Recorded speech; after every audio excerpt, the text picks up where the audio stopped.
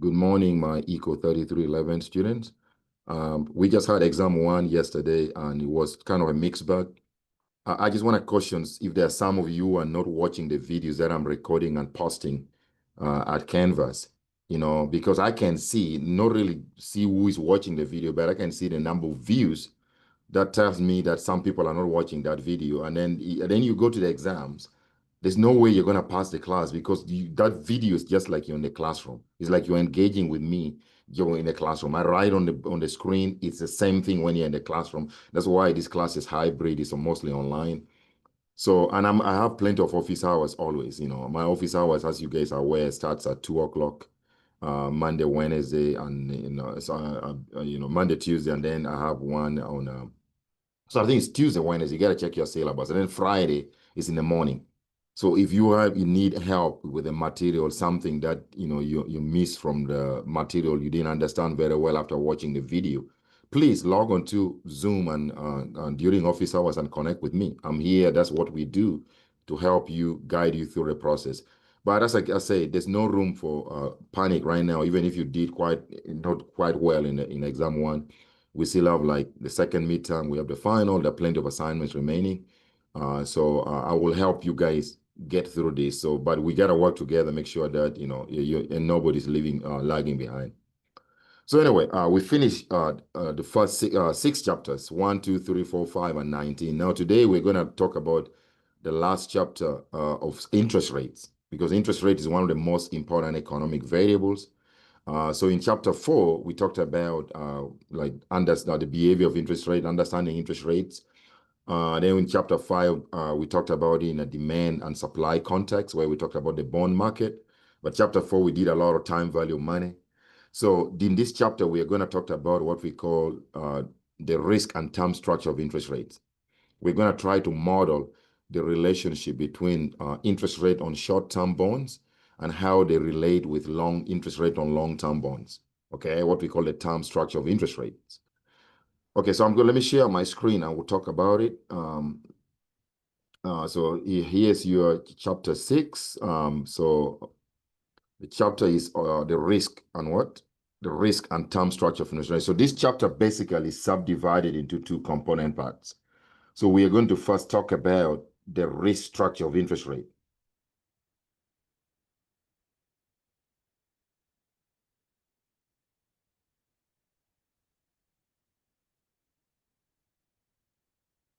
So under the risk structure of interest rate, we're just going to pose a simple question and we're going to answer it. You're going to say that why is it that bonds of similar or even sometimes identical maturity dates have different yields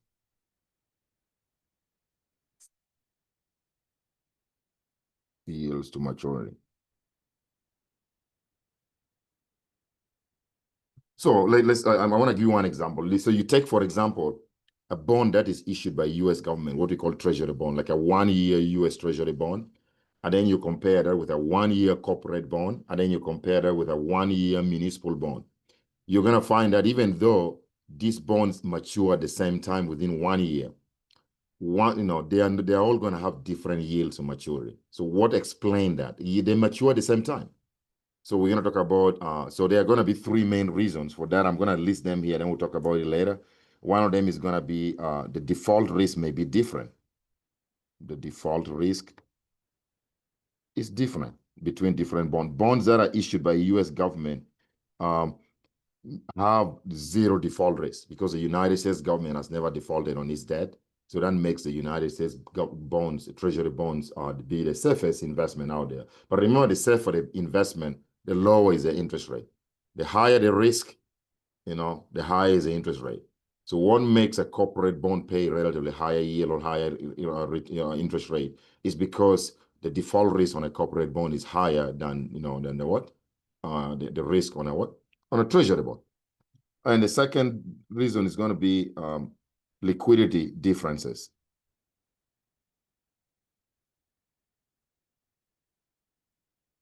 Okay, and then the third factor is going to be the income tax consideration.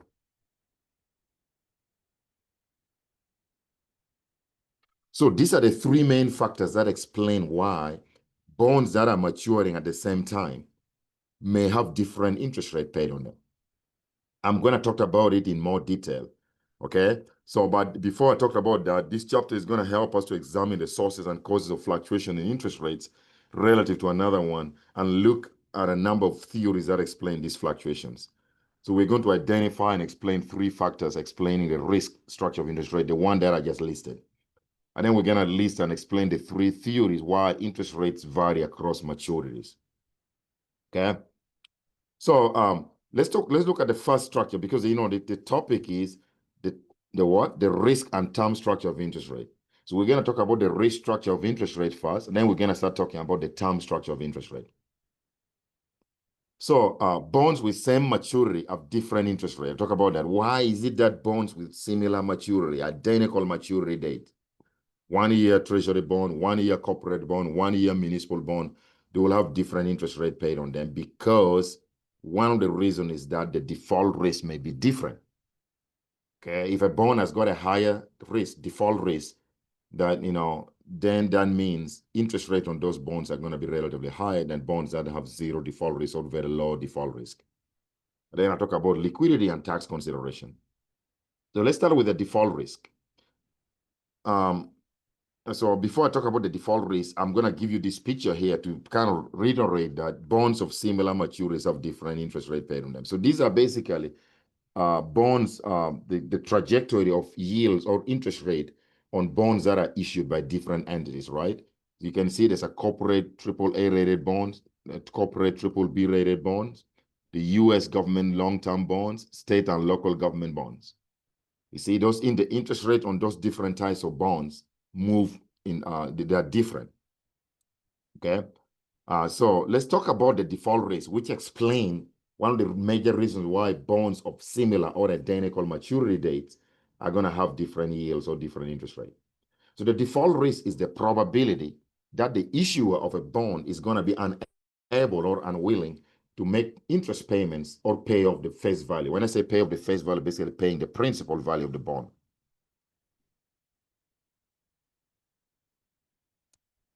Okay? So as I said earlier, the US Treasury bonds are considered default risk-free, default-free.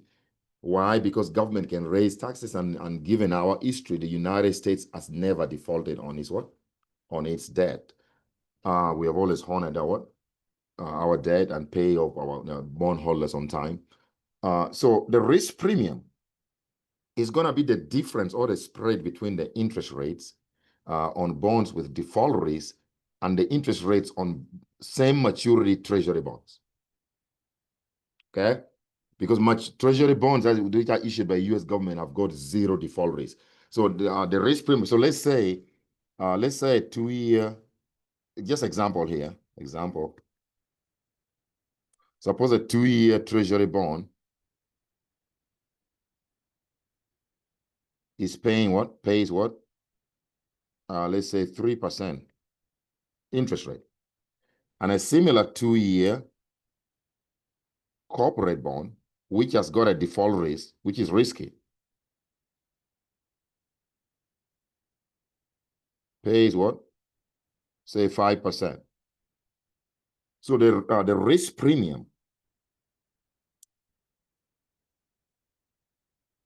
is the difference in the interest rate between the bond which has got a risk, which is a corporate bond, which in this case is going to be 5%, minus the bond which has zero default risk, which is a treasury bond, which is 3%. So in this case, the risk premium is 2%. So the risk premium is the additional what? Reward that is given to investors who take risk to invest in what? To invest in risky bonds. Okay? So I want to use supply and demand to show you why default risk can explain differences in interest rate. So I want you to stare at the market on the left-hand side. The market on the left side, but before I do that, I just want to draw it because sometimes I don't want to like reading things on just on the slide. I want to make sure I engage you so that you see what I'm doing here. So that you then I just show you that diagram that is already on the slide later. So let's let me open a new slide and just draw it so that when I'm drawing, I'm engaging you. You see what is going on there.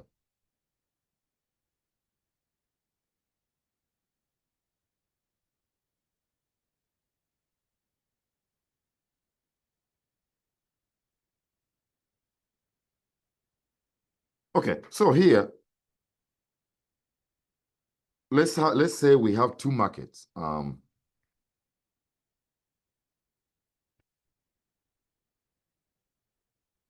Okay, so I'm gonna say this is a corporate bond market, and then this is a treasury bond market. We are trying to use supply and demand to explain why interest rates on treasury bonds are always below interest rate on corporate bonds. So let's say this is our interest rate. If we can put price of the bond here, interest rate on this bond. We can remember interest rate from chapter 5, interest rate and bond price are right on the same axis. And then we're gonna do the same thing for treasury bond here. This is a treasury bond market. Compare them side by side, the price of a corporate treasury bond and the interest rate on a treasury bond. Okay, so we're gonna draw, let's say this was an initial demand. You can call it the demand 1, and then this is a supply for this bond. We can call this a supply of a corporate bond, demand for a corporate bond 1. So this was the initial terminal equilibrium price. You can call this P1. Remember, every price has a corresponding interest rate which matches that price. I1, you can call this I1C, which is an interest rate on a corporate bond. And then you can call this P1C, which is a price on a corporate bond. This is going to be the equilibrium quantity on that corporate bond. So we are saying, let's pretend that at the beginning of time, this was a bond which was highly rated, a corporate bond which is AAA rated, and the interest rate on these two bonds were the same. So the interest rate on a treasury bond and a price on a treasury bond were the same. So you would connect this and draw this nicely. So this is going to be your supply for treasury bond. You can call this ST. And then this is a demand curve for a treasury bond. Call this DT1. Then this is going to be your quantity demanded, or what? Sorry, equilibrium quantity for what? For treasury bond. And then all of a sudden, let's say the corporate bond starts to become risky. And there are several factors that can make corporations become risky. For example, if they turn in a very, very low earnings report, or let's say there's a chance that the economy is going to a recession, people start to like pull back and doubt whether the corporations are going to survive. Maybe some companies are going to go bankrupt. Okay, so let's say that the risk of default increases for a corporation. So if the default increases, remember from chapter 5, investors, for the most part, don't want to buy risky bonds. So when corporate bonds become riskier, the demand curve for corporate bonds are going to shift to the left, like that, to DC2. Okay, so that means when the demand curve for corporate bonds shifts to the right, to the left, this market is going to lose investors. In other words, equilibrium quantity of corporate bonds is going to fall to B1 to B2. Okay, and price is going to fall from P1 to P2. But remember, we're reading both price and interest rate on the same axis because interest rate and bond price are jointly determined, but they're inversely related. So when price falls from P1 to P2, then that means interest rate is going to go up from I1 to I2. Even though you see I2 is below I1, that means I2 is actually what? I2 is greater than what? I1 in this case. Now the question is, this market has lost investors when the demand curve for corporate bonds shifts to the left. Where do these investors go? So these investors are going to go and buy a bond which has got zero default risk. So that you would expect the demand for treasury bond to shift to the right in this case. We were saying that treasury bonds have zero default risk. So it's going to be DT2. Okay, so the new equilibrium for in the treasury bond market is going to be where the new demand curve, DT2, intersect the supply curve. So that's going to lead to an increase in equilibrium quantity for the treasury bond and an corresponding increase in equilibrium price for treasury bond. That means the interest rate is going to fall for treasury bonds. Okay, so if I draw a line across, because this is the new interest rate on a corporate bond here, and new price of the corporate bond, the diagram on the left. Okay, remember at the beginning, these interest rates were the same because we were at the same level before corporate bonds became risky. But now when the corporate bond became risky, the demand curve shifts to the left. That means interest rate increases to I2, price falls from P1C to P2C. Meanwhile, the demand for treasury bond shifts to the right. Interest rate is going to fall from I1T to I2T. Here it is on the diagram on the right, I2T is actually less than I1T because we are on the vertical axis, we read interest rate in opposite direction. As you're moving up this axis, interest rates are actually falling. Price would be what? Rising, because bond price and bond interest rate are jointly determined but inversely correlated. Okay, so now to compare the interest rate now between the what? The risk-free bond, which is a treasury bond, and a corporate bond, I'm going to draw a line from where the new interest rate on corporate bond is. So this would be the interest rate on a corporate bond on this level, IC, I2C. So if I compare this interest rate with the interest rate on a treasury bond up here, there's this gap here. So this gap is what we're going to be calling the what? The risk premium, as I defined earlier. The risk premium is the difference between the interest rate on a risk, a bond of the default risk like a what? A corporate bond, and a bond without what? Default risk like a treasury bond. So this gap here between I2T and I2C, okay, keep in mind I2C is higher than I2T because we are reading the interest rate inversely on that axis. So in this case, you know it's clearly that based on what we've been talking about,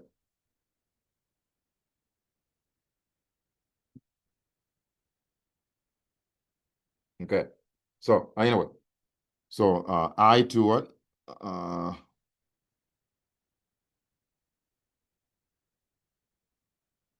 I2C is actually greater than I1, I2T. So the difference between these two interest rates is what we are calling the risk premium, which is this gap here. That's what you see on this diagram that I drew. So the diagram is saying that once the supply is the corporate bonds become risky, the demand curve for corporate bonds shifts to the left. See, so that's going to decrease the price. And remember, I did not put interest rate here because I didn't want to convolute the diagram. But remember, every price there's a corresponding interest rate. Like this price P1C, there's a corresponding interest rate which you can write as I1C.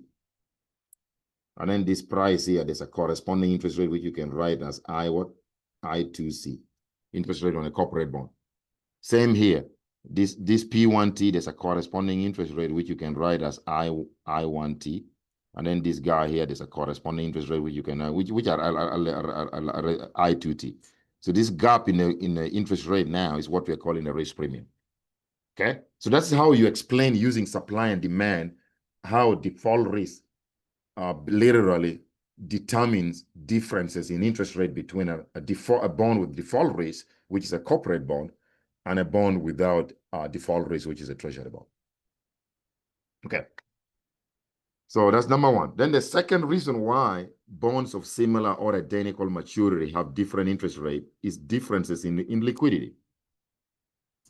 Liquidity is defined as how easy an asset can be converted into cash. And in chapter 5, we already showed that the higher the liquidity, the greater is the demand for the bond. So the second reason why the bond of different maturities are going to have one, of similar maturities are going to have different interest rate or different yield is because of differences in what? In liquidity.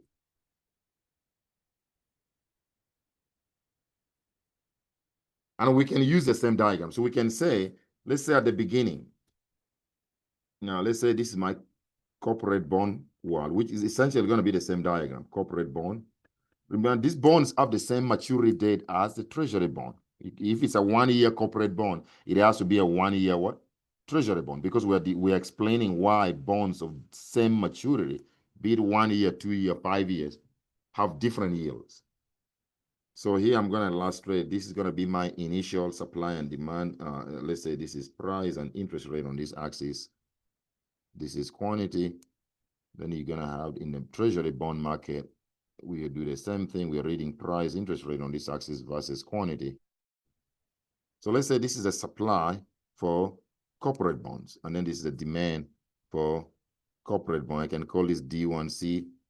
So this is going to be my initial equilibrium quantity B1 with corresponding equilibrium price P1C for corporate bonds. So remember, there's a corresponding interest rate here, which is I1C, because every price determines interest rate automatically. That's generally determined. So we're saying at the beginning of time, the interest rate on corporate bonds and treasury bond were the same. So you get this, we're going to I1T. There's a corresponding price P1T. Okay, so how do I draw this? Draw this line across and connect my supply curve for treasury bond. Call this ST. And then I'm going to draw the demand curve for treasury bond, which is DT1. So this is going to be my initial terminal equilibrium value. So then what we are saying here is that suppose treasury bonds start to become more and more liquid. There is always liquid. The greater the liquidity, people want to buy highly liquid bonds, something that they can get rid of. So let's say, suppose corporate bonds become less liquid and treasury bond becomes more liquid. So the bond with less liquidity, which is a corporate bond, will see its demand going down. So the demand for corporate bond will shift to the left, D1C. Okay, that will lead to a decrease in equilibrium price for corporate bonds to P2C. And interest rate on corporate bonds is going to rise. Remember, we read interest rate in opposite direction here. So don't forget that. And then the new equilibrium for corporate bond is going to be B2. Okay, so while this market is having lower and lower liquidity, we're assuming that the treasury bond is having more and more liquidity, more liquid bonds. So the demand for a liquid bond shifts to the right, to DT2. So the new equilibrium is where the green line and it's like the blue line. So that's the equilibrium quantity for corporate. So treasury bond is going to increase, and the price of treasury bond is going to rise to P2T, meaning that the interest rate on treasury bond is going to fall. Keep in mind, this interest rate up here is lower than the interest rate down here because we're reading them in opposite direction. So still, so now where's the position of this is supposed to be I2C here. So this is the new interest rate on a corporate bond, this I2C. If I draw that line across, this is your I2C here, which if I compare with the interest rate on a treasury bond, which is up here, this gap in interest rate is what still we're going to call it the risk premium. Okay? So that risk premium can be explained why either due to differences in liquidity or differences in the default risk for bonds. Okay? So the idea is that bonds that have got lower liquidity, they will see their demand shifting to the left, like you've seen here. That means equilibrium price for corporate bond is going to fall, and equilibrium interest rate for corporate bond is going to Is going to increase. Meanwhile, the treasury bond, which has got higher liquidity, more liquidity, will see the demand curve shifting to the right. That's going to raise the price of a treasury bond, lowering the interest rate on a treasury bond. So that's exactly what is going to explain the differences in the interest rate on a treasury bond and a corporate bond. And that difference in interest rate is what we are calling the risk premium. So in some textbook, if the difference in interest rate is driven by liquidity, difference in liquidity, they will call this gap the liquidity premium. But for most textbook, whether that difference is driven by liquidity or by default risk, like we saw the first point earlier, we just call that difference in interest rate the liquidity premium, the risk premium. Okay. Then the last factor why bonds of similar or identity maturity should have different interest rate paid on them is a income tax consideration. So 3 differences in income tax consideration. So something happened in US Congress way back in the days in 1938. Congress passed a bill that made municipal bond is made interest income and from municipal bond investment. Municipal bond investment tax exempt. What do we mean by that? So in 1938, there was need for the government to help US states raise revenue to build a state, like state infrastructure and stuff like that. So the question was, how can we make Americans start investing in the what? In states and local government? Because remember, bonds that are issued by state and local government are called municipal bonds. So the Congress say the only easy route is to, if you buy like municipal bond, and you earn interest. You know, when you earn interest from the end of your investment, you need to report that to IRS because they have to tax that income. But they passed the law in 1938 in saying that if you earn any interest income from municipal bond investment, that income is going to be tax exempt. But if you earn interest rate income from any other bond, like treasury bond or corporate bond, you still need to pay your taxes on those interest income. This was only for municipal bond investments. So now think about it for a second. Most investors don't like paying taxes. If you tell them that one investment, if you earn interest income, that is tax exempt, they are going to increase the demand for that investment. They're going to buy that investment. Okay, so I want to show you how that changed. Now I'll draw it again. I also draw it on the PowerPoint slide already, but I don't want to be just reading it. I want to show it to you so that you see what's going on. So we're going to here we're going to compare. I want to make sure the oops.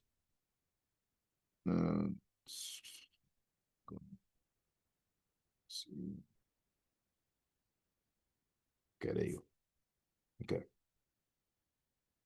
All right, so here we're going to have the municipal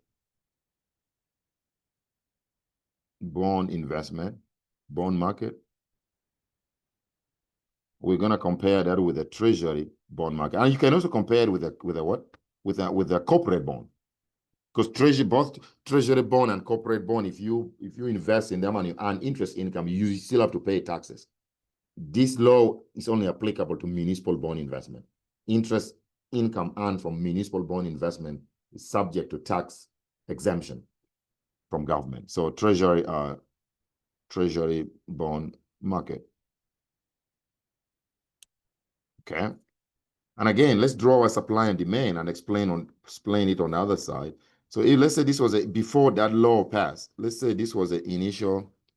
I'm going to pretend, but which is not in the actual practice, though, that I'm going to assume that municipal interest rate on municipal bond and treasury bond were the same. But typically, they were not the same at the very beginning. In fact, before this tax was passed into law, the interest rate on treasury bond used to be lower than the interest rate on municipal bonds. Because municipal bonds still have some risk. Even though I said that bonds that are issued by government, only the federal government, have zero default risk.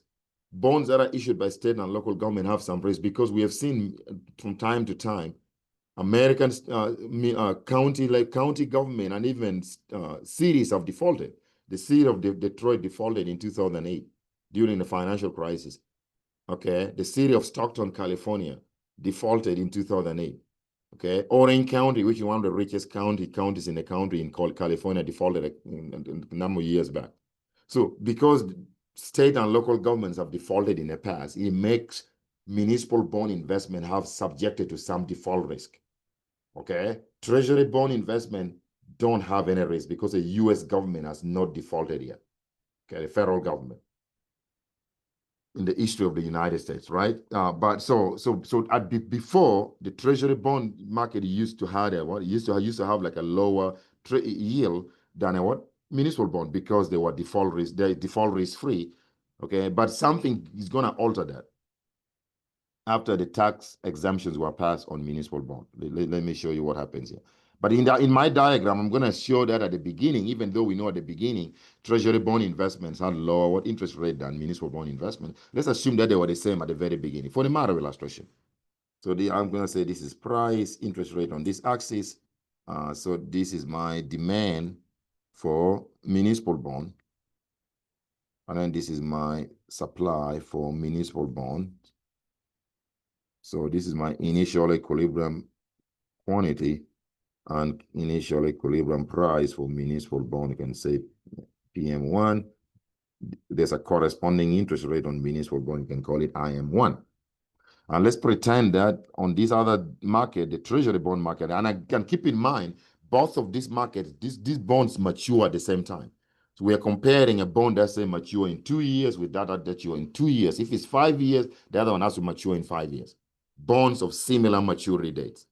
Okay, we're trying to explain why they still have what? They may still have what? Different yield or different interest rates. Okay, so this is going to be price, interest rate on this axis versus a quantity. So let's assume that at the beginning of time, just for the matter of illustration, let's say this is a price on what? Treasury bond. And then it's an interest rate on treasury bond. Let's assume that they were the same. We know in reality what they was not. Well, I'm just trying to illustrate it here. So this is a supply curve for treasury bond. This is a demand curve for treasury bond. This is B1. So these bonds are the same what? The same yield because this is the same level. At the very beginning, you can say IM1 was the same thing as I what? IT1. Because they are the same level at the very beginning. And then all of a sudden, the government changed the tax law. In 1938, the Congress passed a law mandating that municipal bond investment be tax exempt. The interest income earned from investing in municipal bonds are not subjected to any taxation. So you don't even have to report it to IRS. So because investors like to invest in, undertake investment where you don't have to pay taxes, once Congress passed that law, the demand for municipal bonds shifted to the right. Investors fell in love with municipal bonds. So this is going to be DM2. So that raised the equilibrium, the new equilibrium for in the municipal bond market shifted to the right, meaning that equilibrium is going to be where the green line is like the blue line. So equilibrium quantity for municipal bonds increased from B1 to B2. Okay, and then the price, because that's going to be a new price here, price on municipal bond also jump from PM1 to PM2. And then there's going to be a corresponding interest rate on municipal bond that decrease. Because remember, we read interest rate on this axis in opposite direction. As you're moving up the axis, even though IM2 is above IM1, IM2 is actually lower than IM1. Price will read it the same way. When you're going up, price is increasing, but bond interest rate would be what? Would be falling, because bond interest rate and bond price are inversely correlated. Okay, so think about it this way. If many investors started buying municipal bond because it's tax exempt, what do you think was going to happen to the demand for a bond where you still have to pay taxes, like treasury bond? That means the demand for treasury bond is going to fall, going to shift to the left, because nobody wants to pay taxes. Because that law was only applicable to municipal bond investment, not applicable to treasury, neither was it applicable to what? To corporate bond. So you see, here you still have to pay taxes. So nobody wants to do that, because many investors are what? Falling for municipal bond investment. That means they're decreasing the investment for what? On treasury bond. So the new equilibrium is where the new demand curve for treasury bond meets the supply curve. So the bond quantity is going to fall, and treasury bond price here is going to fall to P22. And then the interest rate on treasury bond is going to increase to PT2. Because remember, once you're going downwards, this axis, interest rates are actually rising. Okay? So yeah, so this is what happened.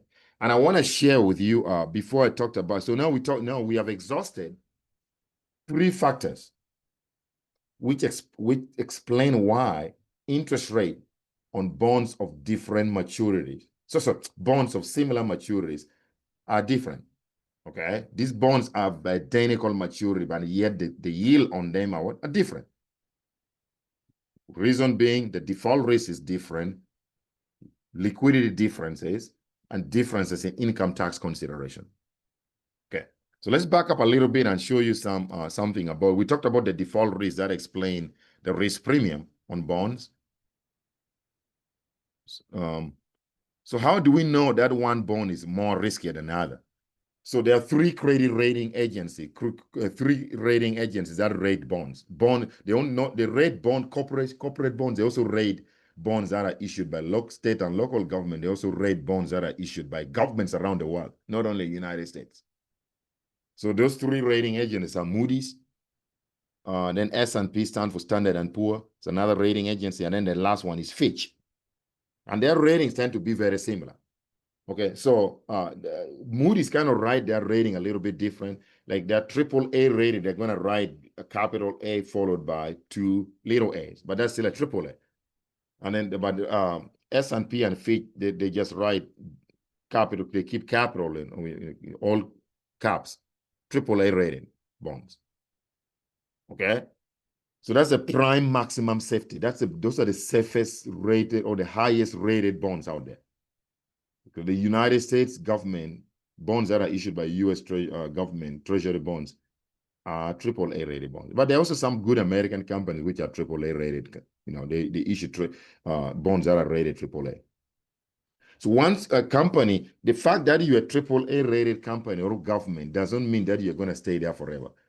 If there are signs of default or risk of default, or when you default on your debt, you're going to lose your AAA rating.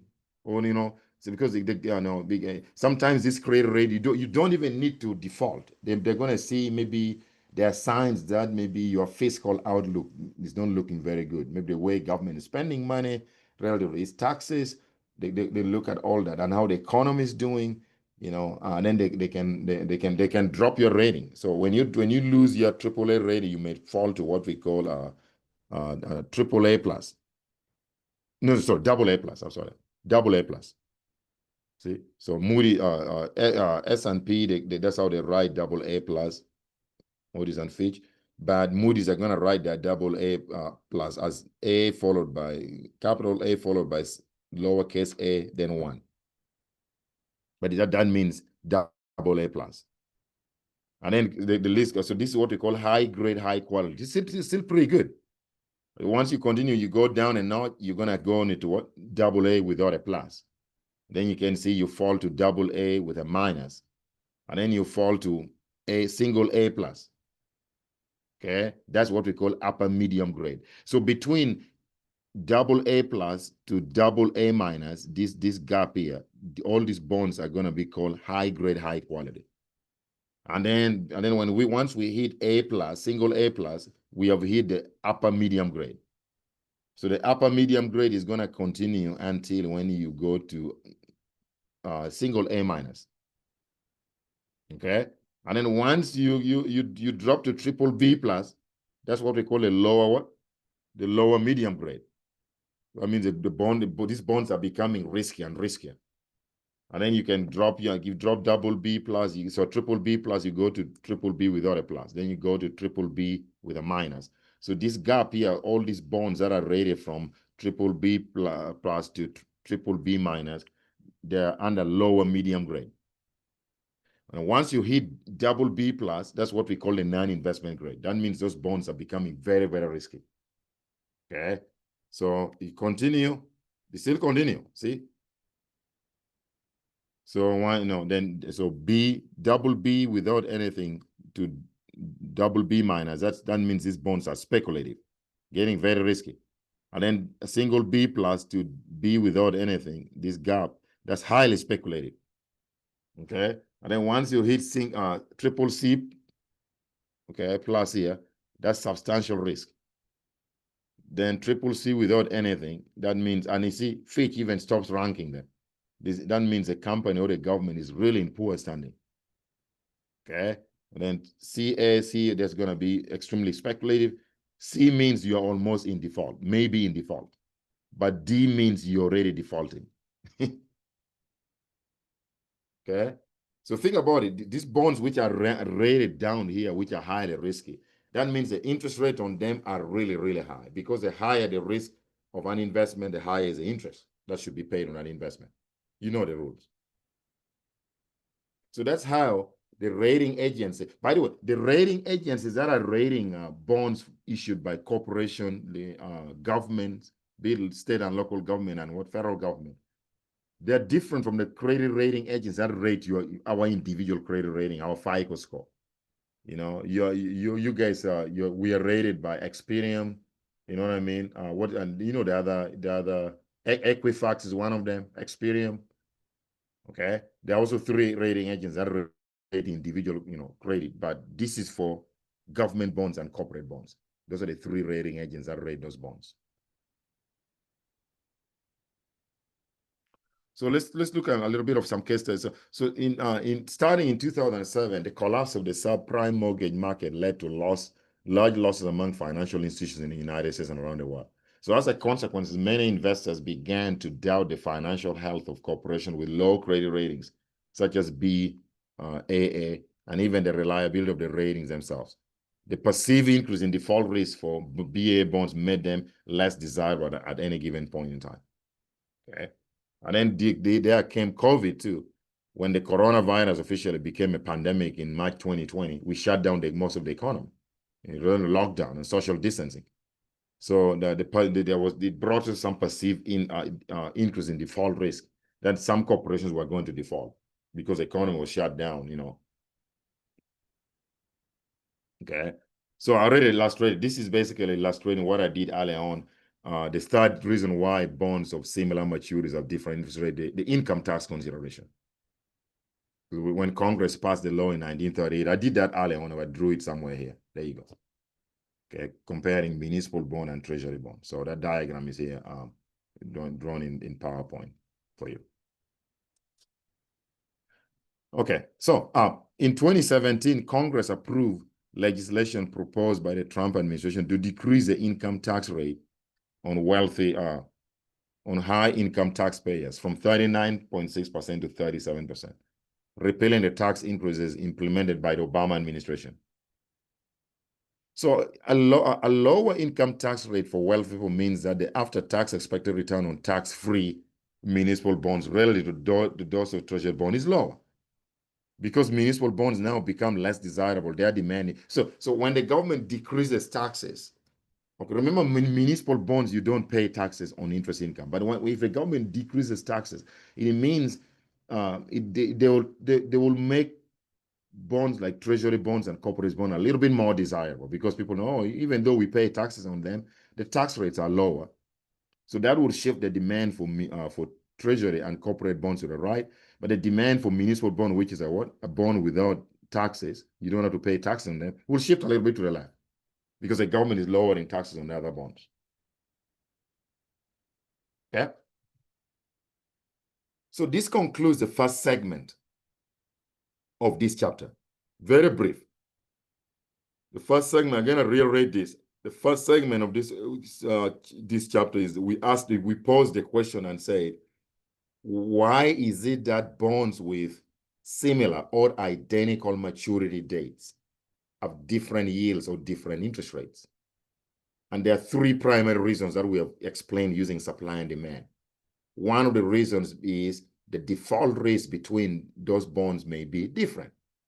Okay, if you're comparing a bond with 0 default risk like the treasury bond with a bond with default risk like corporate or municipal bond, that's the reason why the interest rate on a municipal bond or corporate bond is going to be relatively higher than the bond on the treasury bond interest rate, because of the default risk differences. And then we talk about the liquidity differences. Okay, if a bond becomes more and more liquid, the demand for more liquid bonds shifts to the right. Meanwhile, the demand for less liquid bonds shifts to the left. And that's what is going to bring these differences in price and interest rates on those bonds. And then the last one we just talked about is the income tax consideration, which started in 1938 when Congress passed a law mandating that all interest income earned from municipal bond investment be tax exempt, be exempted from federal taxes. That increased the demand for what? for municipal bond investment shifting their demand curve to the right. Meanwhile, the demand for treasury or corporate bond was shifting to the left because you still have to pay taxes on those. So that brought differences in what? In interest rates. Okay, so that is part one. So the question that we answered there, I posed it on the first slide of this chapter. I said that we use the risk structure of interest rate. He said, why is it that bonds of similar or identical maturity dates have different interest rate? And we have just answered that. So now we're going to flip this question and talk about the second part, which is the term structure of interest rate. So with the term structure, I'm gonna pose another question, and then we're gonna try to answer it. Okay. Let's go to where the term structure is. I wanna pose this question right away because I might not have written it in full on the slide, so that we stay engaged here. So we're talking about the term structure, not the risk structure anymore, the term structure of interest rate.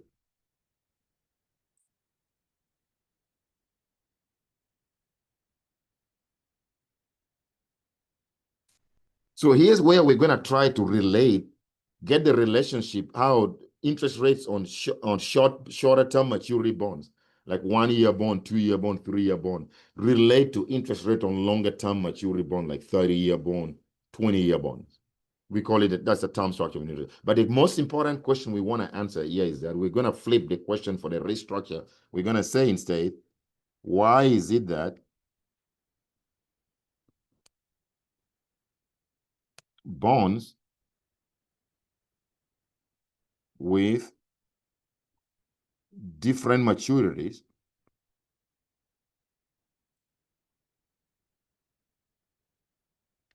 but identical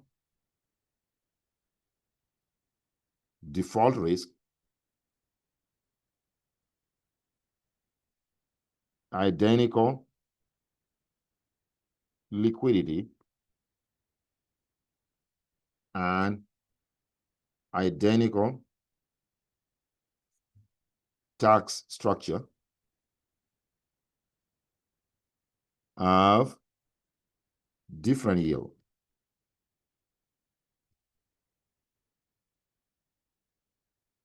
To maturity. So here we flip the question. You know, in the first part, when we're talking about the risk structure of interest rate, we said, why was it that bonds with similar or identical maturity have what? Different interest rate or different yield? The answer was that those bonds are different what? Default risk, different liquidity, different what? Income tax structures. Here we are flipping. We're going to say, what about bonds with identical default rates, identical liquidity, and identical tax structure? What makes them have different interest rate? The answer to this question is very simple. The answer is because the time remaining to maturity is different. Time remaining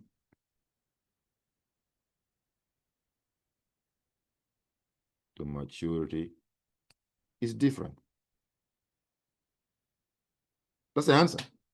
Because the idea here is that why do we say these bonds have the same default rates, the same liquidity, the same income? It may be those bonds are issued by the US government. So if the United States government issues treasury bonds of different maturity, like they issue a 1-year bond, a 5-year bond, a 10-year bond, a 30-year bond, all those different types of bonds of different maturities are issued by the same US government. That means they should have the same risk. It's the same government issuing them. They should have the same liquidity. They should have the same income tax consideration on them. And yet we find that the interest rate on the different maturity bonds are different. A 1-year treasury bond interest rate is different from a 5-year interest rate on a 5-year treasury bond. It's also different from the interest rate on a 10-year or a 15 or a 20. The answer is very simple. Is because the time remaining to maturity is different. Even though they have the same risk, same default rate, same liquidity, same income tax consideration. These bonds could be issued by either a corporation or issued by U.S. government or issued by municipality. So they should be having the same risk. The reason why they have different yields is because the time to maturity is different. So that leads me to so the bonds. So there is what is saying: bonds with identical risk, identical liquidity, and identical tax characteristics may have different interest rates because the time remaining to maturity is different. We already talked about it. So that leads me to what we call, so a lot of you may have taken finance courses, I've already heard about in the past, the concept which we call the yield curve.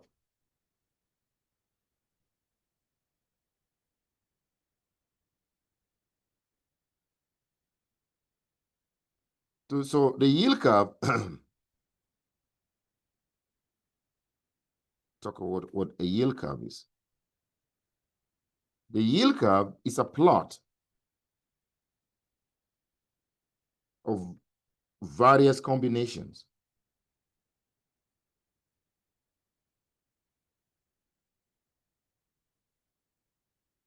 of yield to maturity, yields to maturity, which we also call them what? Interest rates. Yields are interest rates. Various combination of interest rates and time remaining to maturity.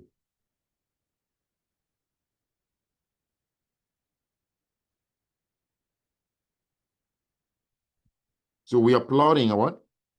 Various combinations of interest rates on different bonds of different maturities. Again, is the time remaining to maturity.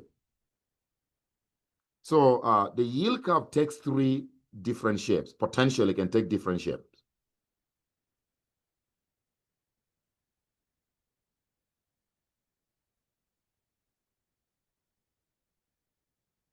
The yield curve can take three different shapes. The most common, which happens about 96%, 97% of the time, is what we call the upward sloping yield curve. Upward sloping .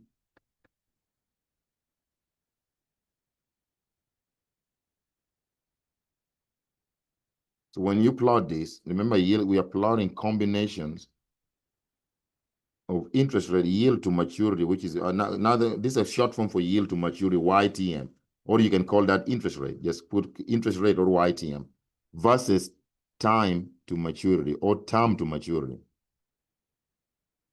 on this on horizontal axis. The yield curve plus combination of yield to maturity, YTM, versus time to maturity. So the idea is that if you have a 1-year bond, like a room here, there you go. 1-year bond, the interest rate on a 1-year bond could be, this is just hypothetical, maybe it could be 1%. And then you have a 2-year bond, the 2-year bond might pay you 2%. So I'm going to jump here. So I can say 5-year bond, just to illustration, could pay you maybe 4%. So you got this point here. And then you could have up to, I'm going to jump again to like say 10-year bond, could pay you maybe 5%. And then let's jump to a 30-year bond, could pay you maybe, there's a lot of things in between. There's a 15 or 20 in between and others. So it could give you 7%. So if I join these points, that's what we're calling an upward sloping what? Yield curve. That's a yield curve. This is the most common. Most yield curves tend to be upward sloping, meaning that when the maturity of the time remaining to maturity increases, the interest rate on longer term maturity bonds tend to be higher than interest rate on what? On shorter term maturity bond. Like a 1-year bond will pay you just maybe about 1%. A 2-year bond pays like 2%. A 5-year bond pays you maybe 4%. But a 30-year bond might pay you 7 or 8%. And then the yield curve is going to be upward sloping. So that's one possible shape of the yield curve. The second possible shape of the yield curve, which is rare,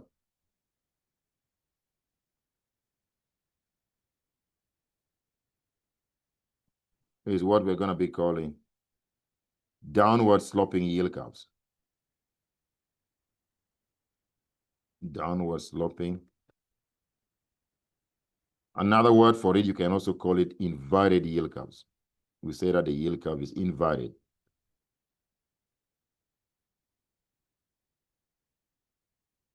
So with inverted yield curves, it means the opposite.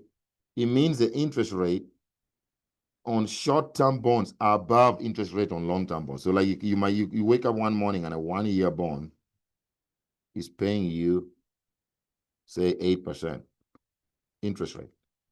And then a 5-year bond is paying you less, maybe paying you only 6%, somewhere here.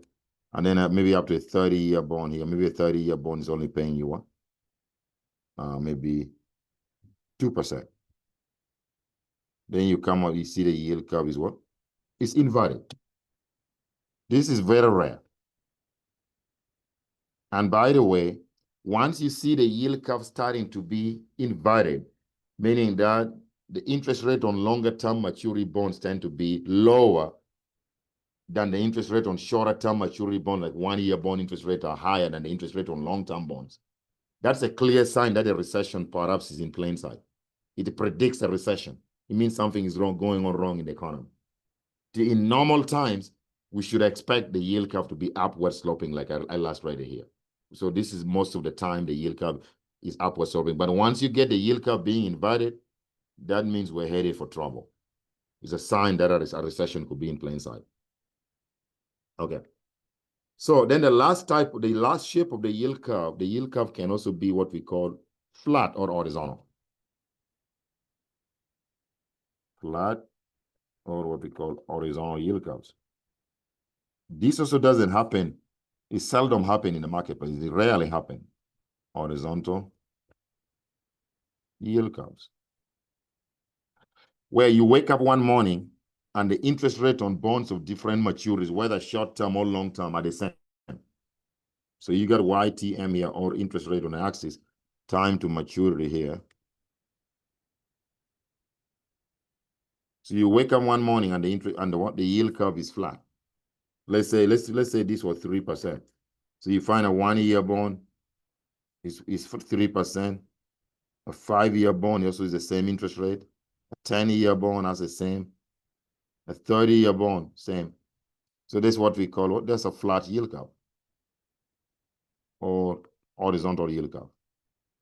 This also doesn't happen many times because there's no way the interest rate on shorter term maturity bonds are going to be the same as those of long-term bonds. But they've happened a few times. We can count the number of times they ever happen in the marketplace. Okay?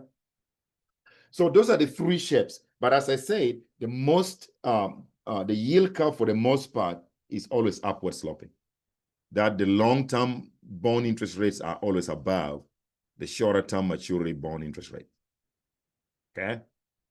Rarely do we find yield curves having a downward sloping shape or inverted shapes, or having a flat shape or horizontal shape. Okay? So now let's proceed further. So I already talked about that. You have to draw them. Yield curve, a plot of the yield on bonds with different terms of maturity but the same risk. So they can be upward sloping, they can be flat, they can be inverted. I already discussed those.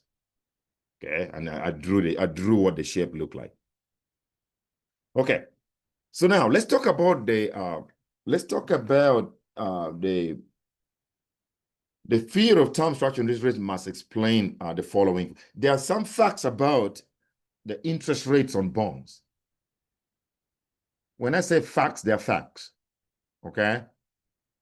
One of the facts that we observe on interest rate or on yield on bonds of different maturities, that interest rates on bonds of different maturities move together over time. Okay. So even though we are saying that the interest rate on a 1-year bond is different from an interest rate on a 5-year bond, a 10-year bond, and a 30-year bond. But what I'm saying is that they move together. So if you see a 30-year bond interest rate trending upwards, it means that the shorter term maturity bond interest rate, like 1-year, 5-year, 10-year, they're also going to move in the same direction. They'll be trending upwards. Well, they may be different, that a 30-year bond is different from a 10-year bond interest rate than a 5-year bond interest rate. But once the 1-year bond, 5-year bond interest rates start to increase, it will drive up the interest rate on longer-term maturity bonds as well, like 20-year bond, 30-year bond will all go up. And once you see a 1-year bond interest rate start falling, then all other interest rates are going to fall with it. Interest rate on a 5-year bond, a 10-year bond, a 15-year bond, up to a 30-year bond will fall with it. So they move in the same direction. They trend together. And I want to show you that fact. Here is the trajectory on interest rate of bonds of different maturities.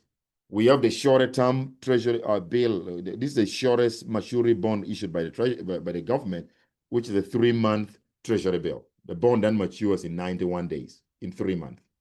So that's a green line. And then the red line is the average interest rate on 20-year bonds. And then the blue line is the 3 to 5 year average interest rates in bonds that mature between 3 to 5 years. So you can see, even though those interest rates might be different at any point, but they move together. If the 1-year bond interest rate or the 3-month treasury bill rate is going up, all other interest rates go up. If they're falling, they fall together. They're going up, they go together. So that's a fact about one of the important facts about bond market. Interest rates on bonds of different maturities move together. When 1-year bond interest rate is falling, so is a 3-year bond interest rate is falling, so is a 5-year bond interest rate is falling, up to a 30-year bond interest rate will be falling. Okay? That's fact number one. Fact number two is that when short-term interest rates are low, the yield curves are more likely to have an upward slope. We already talked about that. When the short-term interest rates are low, it means the long-term bond interests are high. So when you plot, the yield curve is most likely going to be upward sloping. And the converse is true. When short-term rates are high, yield curves are more likely to slope downwards or be inverted. We talked about that. So even though the second point is allowing for the possibility that yield curves sometimes, especially during a recession, could be inverted, for the most part, we emphasize in fact number 3 that yield curves almost always slope upwards, about 97% of the time. That even though at some point, very rare in the history, there are a number of days when we've seen yield curves being flat or inverted, for the most part, yield curves always are typically upwardly sloped. So those are the 3 facts about interest rates on bonds. And we economists, once we have facts about something, we tend to develop a theoretical model to explain those facts. Economists, we don't go to bed too soon until when we get our facts explained using a model. Okay? So we're going to be developing some theories here, which economists have put in place to explain these 3 facts about yield curves, about interest rates on bonds. Okay? And you don't want to bet. So this is where we're going to do some mathematics. And but it's not going to be hard math, just good algebra. We're going to derive the formula that underline each of those theories. One of them, there's no formula at all. It's basically a critique of the first theory.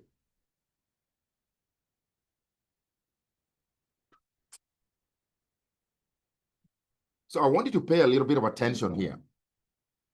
Once I'm going to start talking about this, because this is very important. So let's talk about one theory. Okay, and the other question that some of you may have in mind is that if there are 3 facts about the yield curve, 3 facts, why do we develop 3 theories to explain those facts? So that question would go into why don't we just have one theory to explain all the 3 facts? It goes into the actual art of theorizing in economics. Sometimes we economists, we come up with a theory, but our theory may not explain all the facts that we see in the world. So there are 3 facts here, and you're going to see that the first theory that I'm going to be discussing, which is called the expectation theory, is going to explain or can only explain the first 2 facts, which are listed on the screen there, and it cannot explain the third. And then economists are going to go back to the drawing board and came up with a theory that could explain the third fact, which we're going to be calling the segmented market theory. But this segmented market theory can only explain the third fact and yet cannot explain the first 2 facts, which the expectation theory could explain. And then we had to go back to the drawing board. Now we came back with a better theory that can explain all the three facts about yield curve. And that's going to be called the liquidity premium theory. But let's talk about the first theory first, which was the first and one of the most important theories that was first developed to explain those facts about yield curve, why interest rates on bonds of different maturities move together. They explain the fact why if short-term interest rates are above long-term interest rates, so are below a long-term interest rate, the yield curve should be upwardly sloped. And when long-term rates are below short-term rates, yield curve should be inverted. And so let's talk about this. So what is expectation theory? So the expectation theory in plain English basically is saying that the interest rate on a long-term bond is going to equal an average of the short-term interest rates that investors or people expect to occur during the life of the long-term bond. That sounds like I'm speaking a lot of French here, but I'm going to break it down using a mathematical formula. We're going to translate this, what you're seeing in words here, into a mathematical formula for you to understand what's going on. So let me explain that again. The expectation theory says that the interest rate on a long-term bond is the average of the interest rates on short-term bonds, which investors expect to occur during the what? The long-term bond. And then buyers of bonds do not prefer bonds of one maturity over another. They will not hold any quantity of a bond if its expected return is less than that of another bond. So what am I saying here? So if you give me a 2-year bond and you give me a 5-year bond, if you tell me that the expected return on a 5-year bond is more than a 2-year bond, guess which bond I'm going to buy? I'm going to buy a 5-year bond.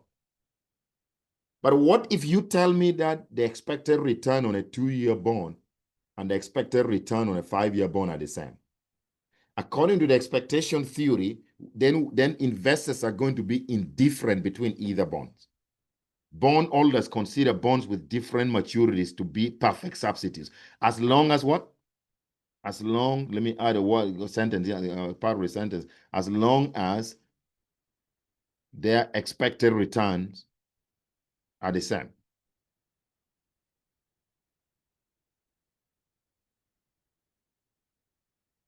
So according to expectation theory, if you tell me that, oh, a 2-year bond is going to pay you the same return as a 5-year bond, I'm going to close my eye and pick between either bonds.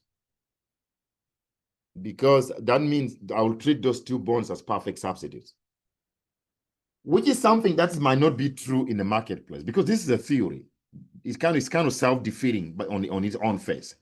If I ask you guys a question, is that how investors actually behave in the marketplace? That you tell an investor that, oh, a 30-year bond has the same return, expected return as a 5-year bond, and then they're going to treat both bonds as perfect substitutes? You think that's what happened in reality in the actual market? Of course not, because this is just a theory. You know what I mean? It has got limitations. It has got some kind of disconnect with the real world, with what happens in the real world when investors are actually trading. But we got to put it out there to explain certain facts about the yield curve. Okay? So now the question is that I ask you guys, why would you want to say, why would you consider 1-year bond to have the same return as a 2-year bond? First of all, we are going to be resting on the assumption that if you buy a 1-year bond that matures in 1 year, or if you buy a 2-year bond, you're going to hold that bond for 2 years. You're never going to sell it before what? Before the maturity dates. If you buy a 5-year bond, the assumption is that you're going to hold that bond for 5 years. So the question is, when will the yield or the interest rate on those bonds be the same? Isn't it the same thing as comparing apples and oranges? Kind of. Because if I buy a 1-year bond, a 1-year bond matures in 1 year. Okay, the interest rate on that 1-year bond might be 5%. If I buy a 5-year bond, a 5-year bond matures in what? In 5 years. So it's kind of like comparing. Okay, so here's how you're going to unify the comparison. The assumption here is that if you buy a 1-year bond today, you're comparing the return on a 1-year bond and a 5-year bond. You buy a 1-year bond on January 1, 2025. That bond is going to mature on December 31, 2025. Then the idea is that you're going to turn around and buy another 1-year bond in 2026, January 2026. And then that bond, that takes you in the second period on December 31, 2026. And then you turn around and buy again a 1-year bond on January 1, 2027. And then you're going to keep going. And then again, you buy another 1-year bond in what? In 2020, what? 28. And then 2029, that takes you to 5 years. But every year, the interest rate on a 1-year bond will change, will be different. But the question, the expectation theory says that if you buy 1-year bond 5 times, that takes you to 5 years. If you average the interest rate on that 1-year bond investment, if that average equals you the interest rate on you just buying a 5-year bond and keeping it there and and cashing in after 5 years, that means a 5-year bond and a 1-year bond will have the same what? The same return. That's the whole idea. Okay. So that's the only way we're going to compare the return on a 1-year bond and a 5-year bond, or return on a 1-year bond and a 2-year bond. So the idea is that how do I compare the return on a 1-year bond and a 2-year bond? We must make assumption that if you buy a 2-year bond, you're never going to sell that bond before it matures. You will hold it until 2 years. And if the interest rate on that 2-year bond is 10%, okay, so then, but remember, interest rate is cumulative. So every year is cumulated on your investment. So that's a 10% on a 2-year bond. So that's, what about if I choose to buy a 1-year bond? I can decide to buy a 1-year bond today. And then if that bond matures on at the end of the year, I turn around and buy another 1-year bond. So if I average the interest rate on investing a 1-year bond twice, if that average of that 1-year bond interest rate is the same as the interest rate on a 2-year bond, then the return on those bonds are the same. Then, according to the expectation theory, investors are going to be indifferent between either bonds. They're going to treat a 1-year bond and a 2-year bond as perfect substitutes. Okay. So let's start doing the math. Okay. Before I do the math, I'm just going to do what I talk about here. So, example here, let the current rate on a 1-year bond be 6%. Okay, which we're going to denote this as IT, interest rate on a 1-year bond. And then you expect the interest rate on a 1-year bond. Okay, so now if you choose to buy a 1-year bond today, the interest rate on a 1-year bond today is known. So this interest rate IT is known, that everybody knows it. But if you're trying to compare the return on the expected return on investing in a 1-year bond for 2 times, if you decide to invest on a 1-year bond next year, the interest rate on a 1-year bond next year is not known. We don't know how it's going to be. But the market can only have an intelligent guess, can predict what its value might be. That's why you're saying that you expect the interest rate on a 1-year bond to be 8% next year. So how do we write this? The notation-wise, you write this as IT plus 1 expected. So this is a you can call this a predicted or forecast by the market or expected interest rate next year on a 1-year bond. So the expectation theory then says that the expected return for buying a 2-year bond. So if you say a 2-year bond, interest rate on a 2-year bond is I2T. It's going to be the average of investing in an interest rate on a 1-year bond today plus the interest rate on a 1-year bond expected next year.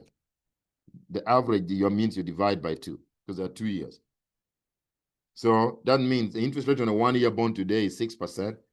A 1-year bond expected next year is 8%. So if I average 6 and 8, you're going to get 7%. So as long as the interest rate on a 2-year bond is 7%, according to the expectation theory, investors are going to be indifferent between a 1-year bond and a 2-year bond. That's right. But it's not, we just don't have to come to this class to memorize the formula. So let's go and derive why this formula is so. Okay, so I'm going to say that suppose you have what? Suppose you have $1 to invest. And you're contemplating investing in either a 1-year bond or a 2-year bond. So we're going to say, let the interest rate on a 1-year bond be represented by IT, today's interest rate on a 1-year bond, which is known. But then the interest rate on a one year bond or 1 period bond expected for next year, we don't know it. But we can just use our intelligent prediction. We can predict or expect its value. That's why it's written like this. So this is IT plus 1 means and E stands for expected or predicted. It means this is the interest rate on a 1 year bond 1 year from today, because we're adding 1. It means 1 year from today, but expected. And then I2T is going to be our notation for the interest rate on a 2-year bond today. This is known. The interest rate on a 2-year bond today is known. And so is the interest rate on a 1-year bond today is known. IT and I2T are known. IT plus 1 expected is known. So now the question is, how do we make the return on a 1-year bond and a 2-year bond be the same? Okay. So let's go with option 1 first. I'm going to say, okay, so just hold on a second here.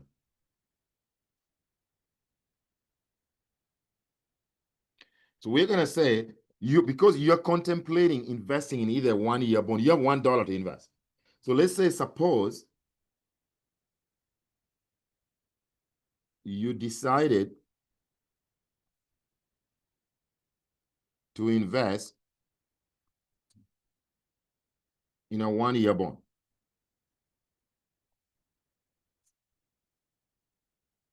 You're going to invest, you have $1 to invest. So that means if you choose to buy a 1-year bond, then after 1 year,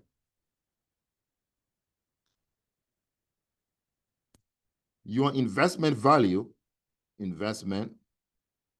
your total investment value after 1 year is going to be the $1 that you put in. I'm going to write it here, $1 inside 1 plus what? Plus the interest rate today. Okay?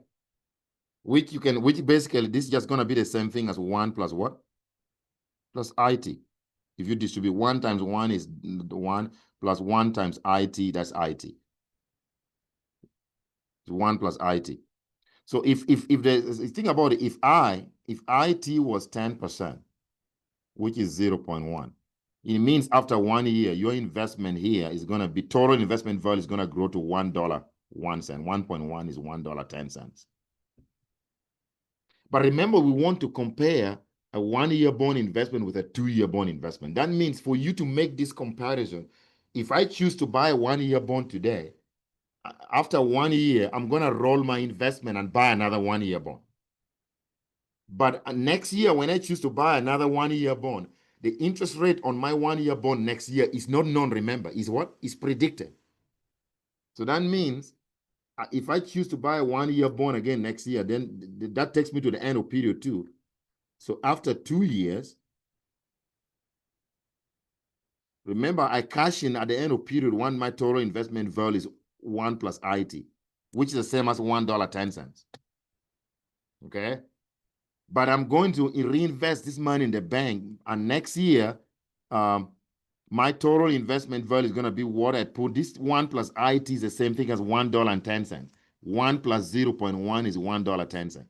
I'm going to reinvest all of that $1.10, and that means that's going to, earn me 1 plus IT plus 1. You have to multiply this by the interest rate for 1-year bond next year. Because the whole of this 1 plus IT is basically $1.10. You're reinvesting it at the beginning of period 2. So if you enter $1.10 times 1, that is what you are rolling into your investment in period 2. And then throughout period 2, that money is going to earn you $1.10 times the interest rate expected in period 2 on a 1-year bond investment. So this is going to be your total investment from a 1-year bond, from investing in a 1-year bond after what? After period 2. So we can expand this. So that means, we're saying that, after what? After 2 years, your total investment from investing in a 1-year bond, total investment value on investing in 1-year bonds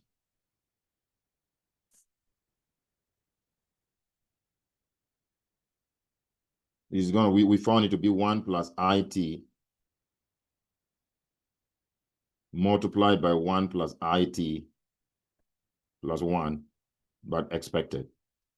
It's a multiplication here. So if I'm multiplying this, I can open this bracket. So that means 1 times 1 is going to be 1. And then IT times 1, that is IT. And then you're going to go IT. You're going to get 1 times IT plus 1. That's going to be plus IT plus 1. Expected.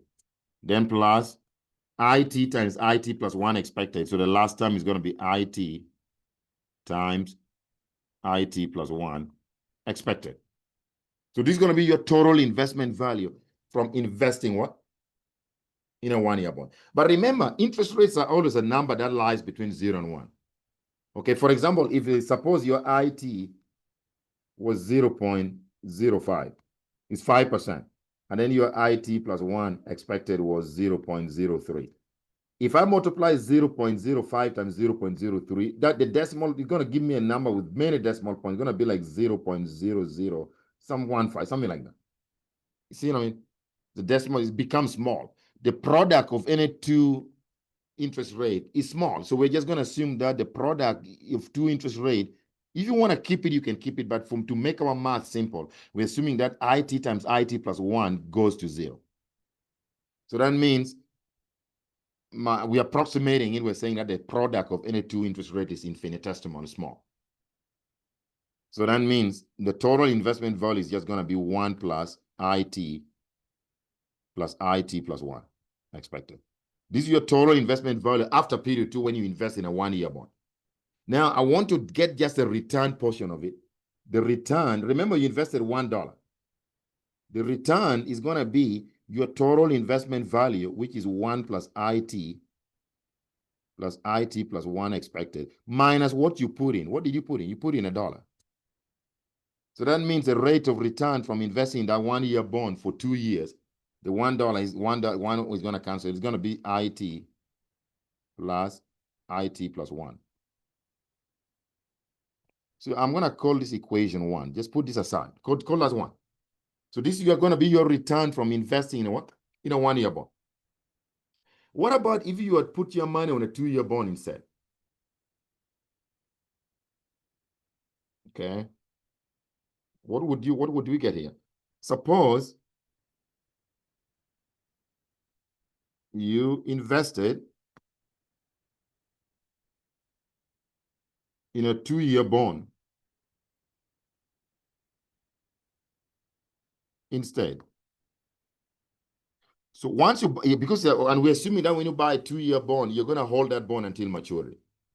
The interest rate on a 2-year bond is given as I2T.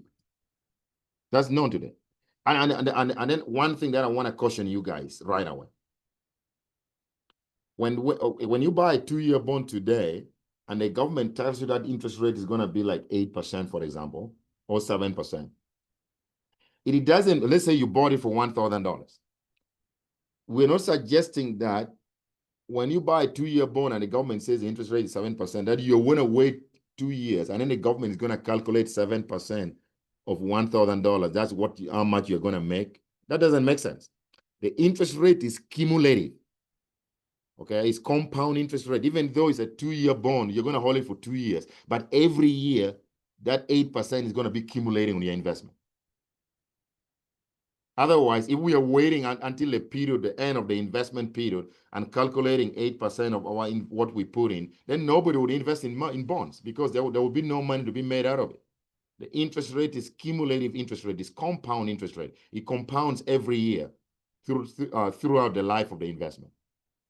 Okay, so that means if I choose to buy a 2-year bond, then after 1 year, the interest rate is going to compound rate. After 1 year, my total investment value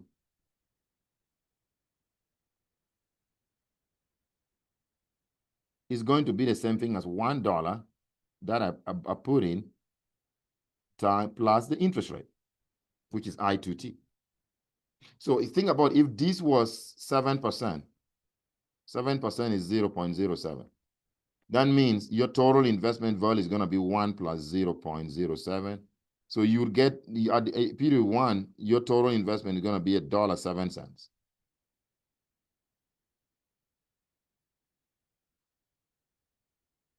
Okay. All right. So, but remember, this is a 2-year bond investment. So that means at the beginning, then after, after period two, after 2 years, the interest rate is going to accumulate now again. This is $1.07. That $1.07 is written like this. In general, it's I plus, so 1 plus I2T. And then we have to multiply it by the interest rate, that, what is going to accumulate. So, sorry, which is I plus, so we have 1 plus I2T multiplied by 1 plus I2T.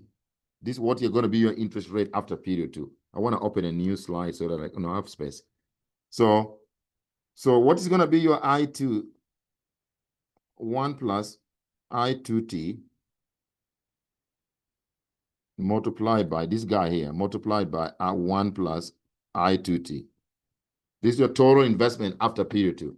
So we have to distribute this. So 1 times 1 is going to be equals to 1 plus I2T times 1, that is I2T. Then 1 times, then you're gonna get 1 times I2T, that's gonna be I2T. And then I2T times I2T, that's gonna be I2T squared. It's like multiplying x times x. X times x is x squared. I2T times I2T is I2T squared. So this is going to sum to, and I2T plus I2T, that's going to be 2I2T. It's like adding x plus x. X plus x is 2x. So this is going to be the same thing as 1 plus 2 I2T plus I2T squared. And then again, we're going to apply our assumption that the product of two interest rates, I2T times I2T, which is I2T squared, is a small number. It's small. We assume this goes to 0. It's very small. We ignore the last term, I2T squared, because the product of two interest rate is infinitesimally small. So that means after 2 years, the total investment value after 2 years from investing in a 2-year bond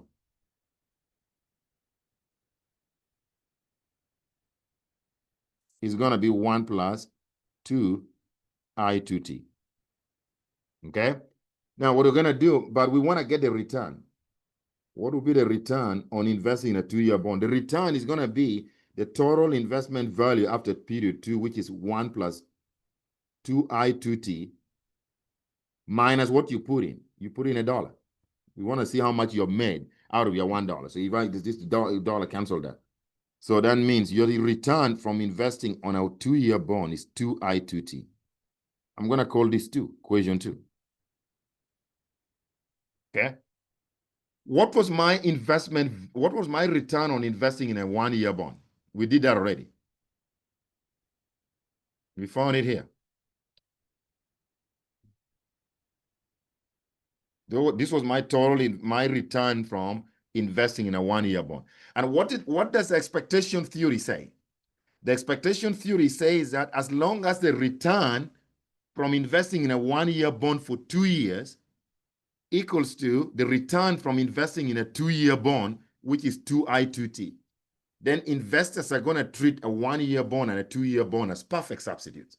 If you're the investor, you're indifferent between either bonds. Either bonds are going to be equal, they're going to be either equal attractive to you.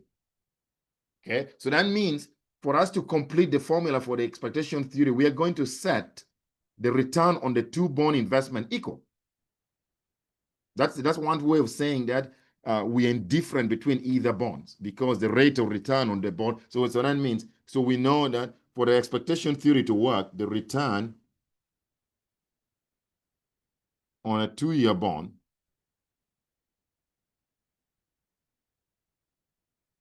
must equal to the return on a what? On a 1-year bond invested for 2 years. The return on a 2-year bond we already found is I2T. must equal, we found the return on a 1-year bond. We did the math, was IT plus IT plus 1 expected. Okay? No, this was 2. I mean, it's 2I2T. That's the return on a 2-year bond investment. So it's right here. It's the previous page. We found it here. It's 2I2T. Okay? So because we have 2I2T equals to IT plus 1 expected, we're setting the return equal, then we can divide, it's a divide both, an equation, what you have done on the left, you must do on the right. Divide both sides by 2. If we divide both sides by 2, this is going to be 2I2T divided by 2 must equal the right-hand side also divide by 2. IT plus 1 expected divide by 2. So the 2 cancel here. Okay? So we come up with the formula which we already talked about, the formula that 2-year bond, the interest rate on a 2-year bond is going to be the average of the 1-year bond interest rate which investors expect to occur during the life of the 2-year bond. That's what the expectation theory says. If you compare a 1-year bond and a 2-year bond, a 2-year bond is a long-term bond. So according to the expectation theory, the interest rate on a 2-year bond, which is a longer-term maturity bond when compared to a 1-year bond, is the average of the short-term interest rate of the 1-year bond that investors expect to occur during the life of the 2-year bond. So this formula exactly tells you what how we define the expectation theory. Okay, now we don't need to derive the interest rate for, what about a 3-year bond, a 4-year bond, a 5-year bond, up to like 30-year bond? We don't need to do that. The pattern is going to be the same. The math gets a little messy if you go to a 3, 4, 5-year bond, but the process is basically recursive. It repeats itself. So once you know the pattern here, we can now, okay, now we're going to say, okay, so we have established here. Now, in general, we're going to write this. I want you to pay attention here, and we're going to do an example. First of all, I'm never going to ask you a question to derive these formulas, but understanding them makes your life very very easy. If you can derive it, if you learn it, it's not my goal to come to class and just write a formula on the board for you to memorize, to pass the class. I want you to understand where each formula comes from, so that when you forget it, you can derive it. Okay, so after I laid down all the formulas for the expectation theory, we're going to do an example. Okay, with how can we apply it now? The real application, how the exam question is going to be written to you. Okay, so now we have seen that the expectation theory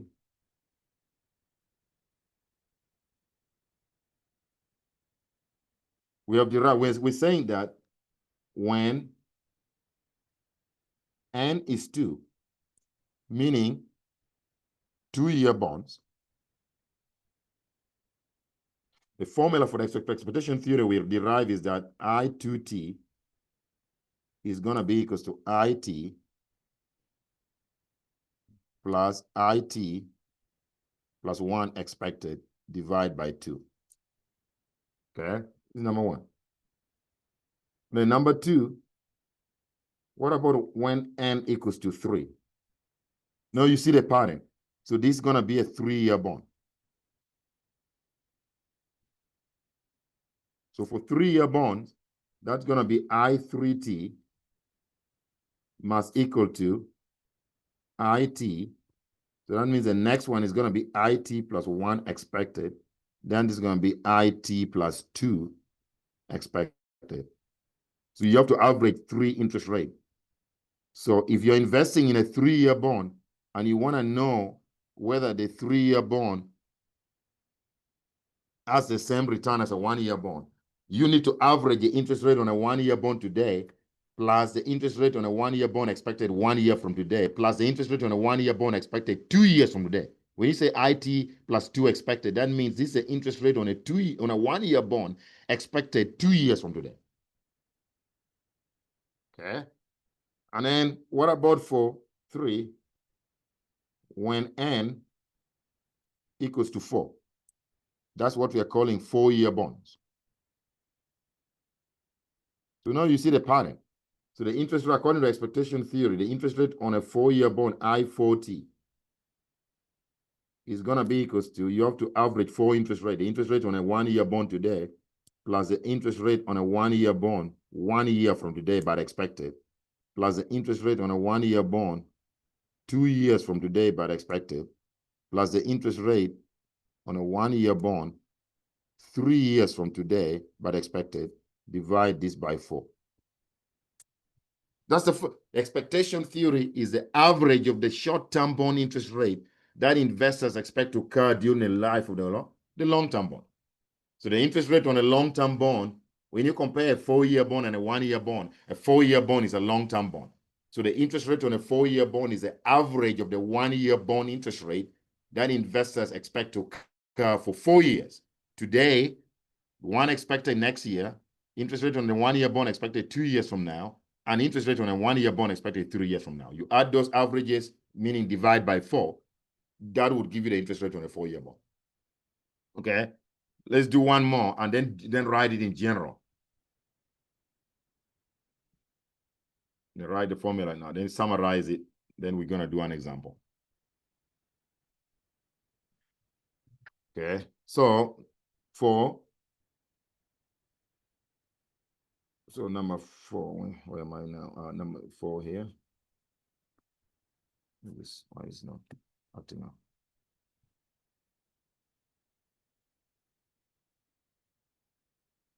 So this is 4. Yes, what's going on here with my pen? There it is.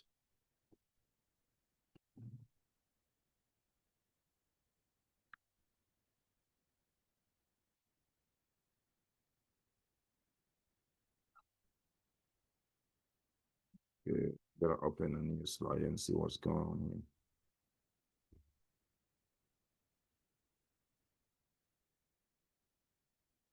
here. Okay. Oh, jeez.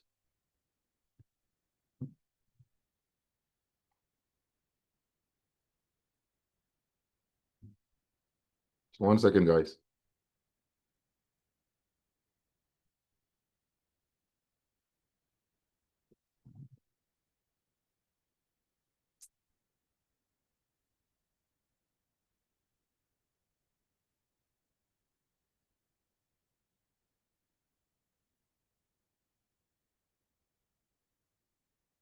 I have a pen that is acting up, so I need to fix it first.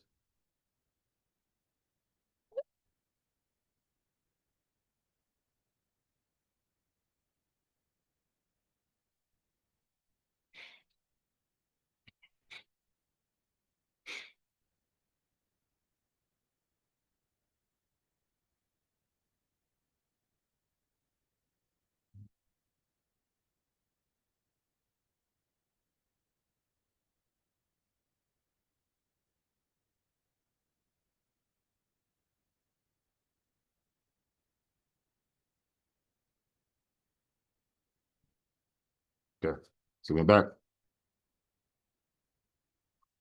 Okay, so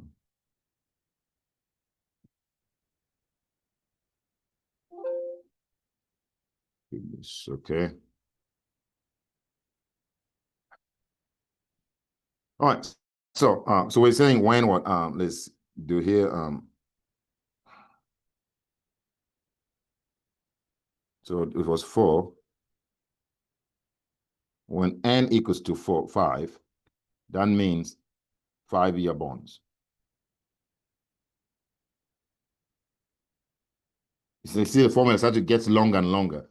5-year bond means we want to, according to expectation theory, if you compare a 5-year bond and a 1-year bond, a 5-year bond is a longer term maturity bond. So the interest rate on a long-term bond, according to expectation theory, is the average of the 1-year bond that investors expect over the course of a 5-year bonds, over the over 5 years, 5 periods. So I5T is going to be the average of the interest rate on a 1-year bond today plus interest rate on a 1-year bond expected 1 period from today, written as IT plus 1 expected, plus the interest rate on a 1-year bond 2 years from now, but expected, plus the interest rate on a 1-year bond 3 years from now, expected, plus the interest rate on a 1-year bond 4 years from now, but expected. But we divide this by 5. So it gets longer and longer. Now when in general, then say in general,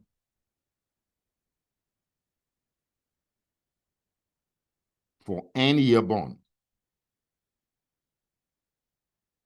First of all, you know this part when you're writing this. For example, if you're calculating it on a 5-year bond, there's a trick to it because we are starting with IT without the expected sign. So IT plus 1 expected.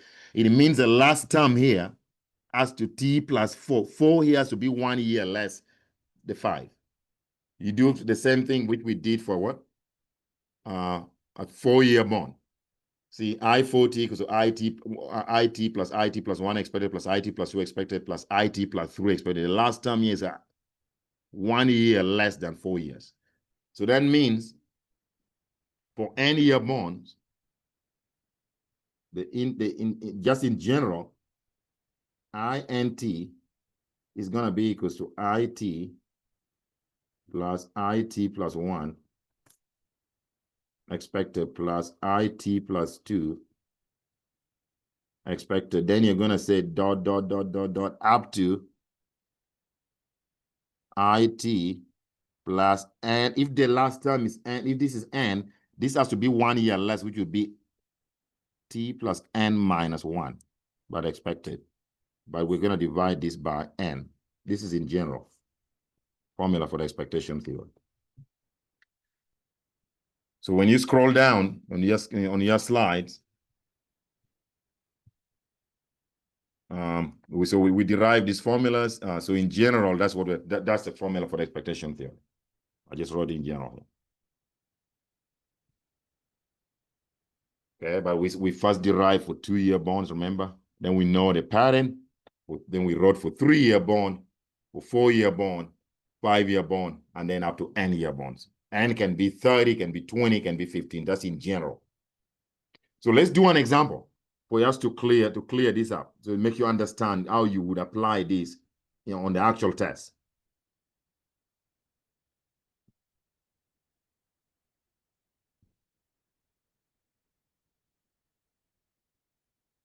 So we're gonna say example.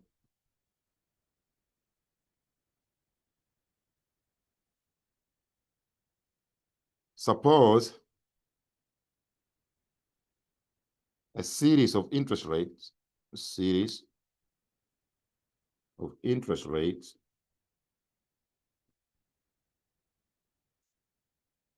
on a 1-year bond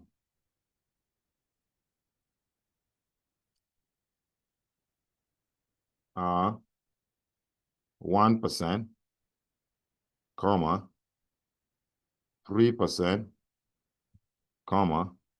4%, 5%, and 7%. Okay. And then I'm going to say, using the expectation theory,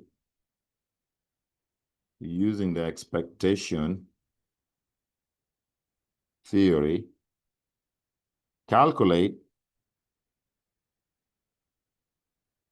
the yield on Roman 1 2-year bonds. Roman 2 3-year bonds. Roman 3 4-year bonds. So this is A. 4-year bonds. And Roman 4 5-year bonds.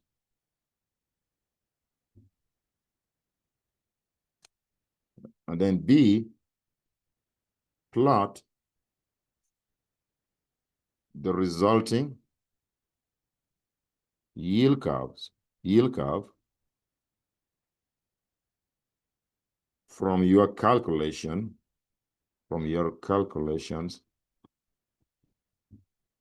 in part A.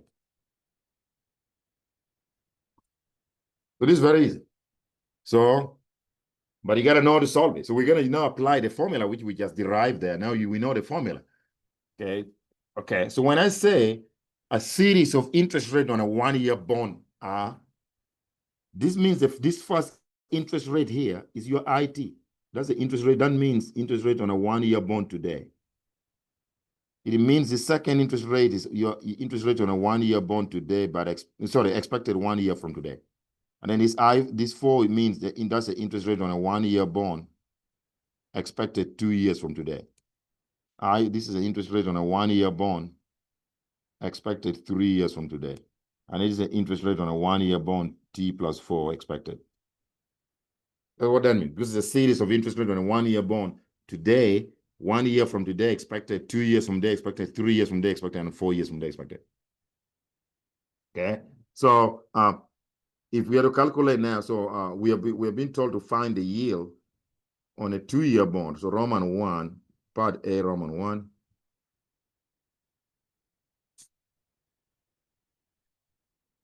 So A.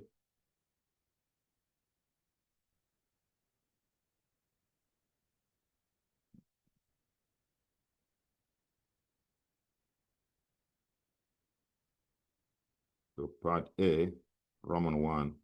Calculate the interest rate on a what? A 2-year bond. We know that the formula is I2T equals to IT. Like we just derived this. IT plus 1. Expected. You get the average of that. Very easy. And then you go back to your problem here.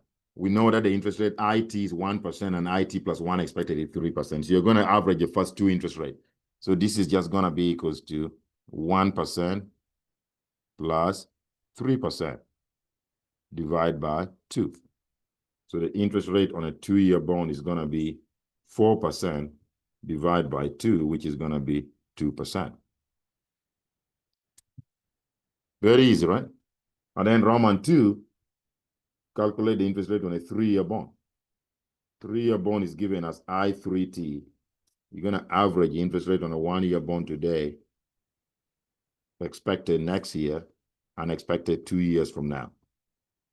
So that means we divide by 3. So you see the series of interest. So you're going to average the first 3 interest rate, 1, 3, and 4. Okay. So that means your I3T is going to be 1% plus 3% plus 4%. Divide by 3. So this is going to be equals to 1 plus 3 is 4, 4 plus 4, that's 8%. Divide by 3. So your I3T is going to be equals to 2 and what? And 2/3, which is going to be 2.67%. 3 goes into 8 2 times, 6 remainder is 2, 2 over 3. 2 over 3 is 0.67 or 0.666, around 2.6. Okay. So I need a new slide here to do the rest.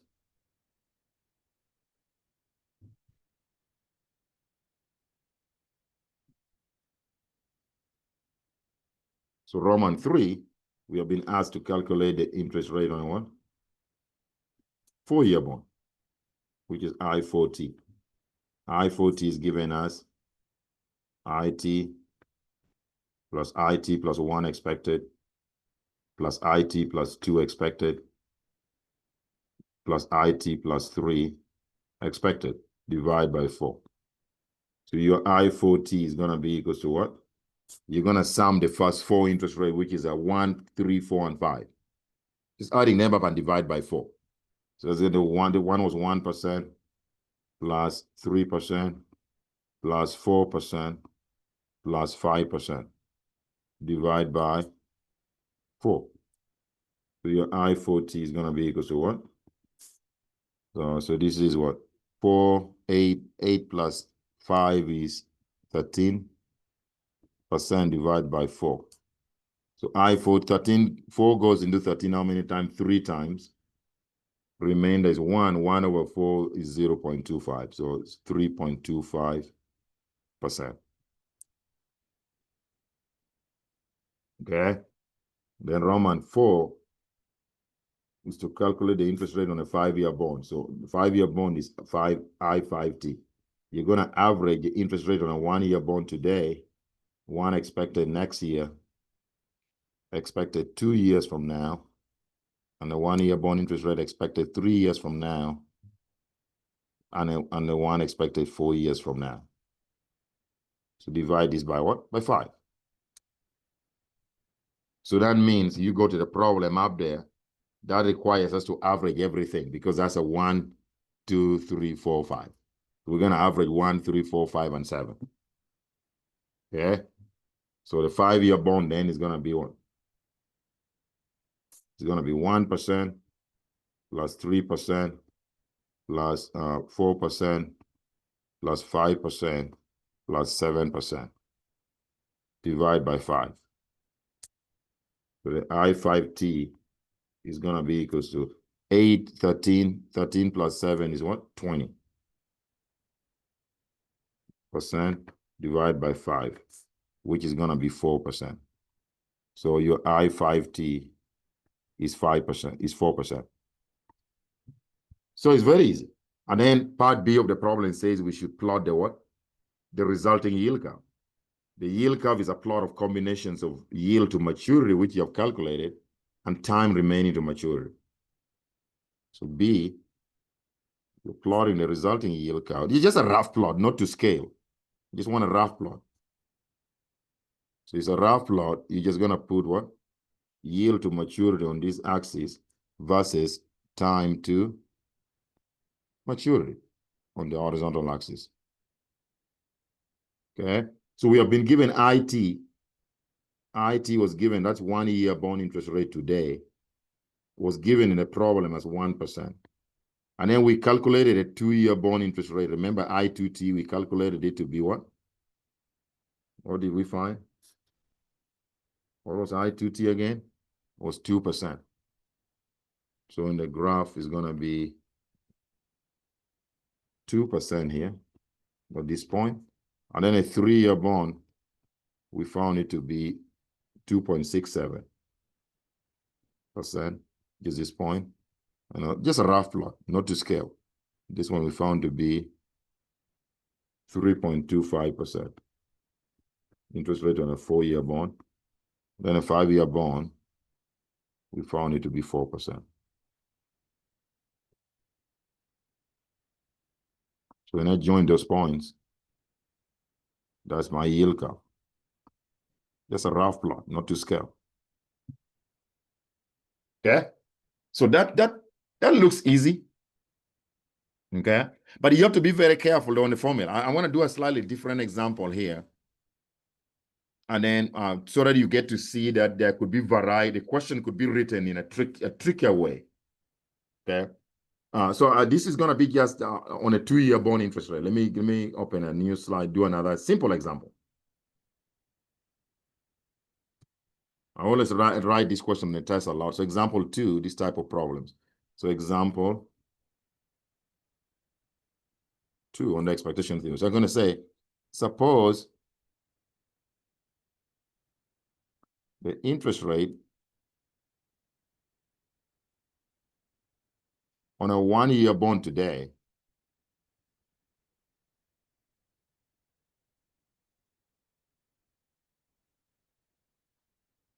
is 3%. And the interest rate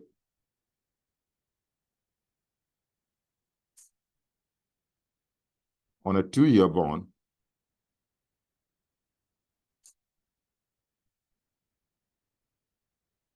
today is, let's say 4%. And I say, using the expectation theory,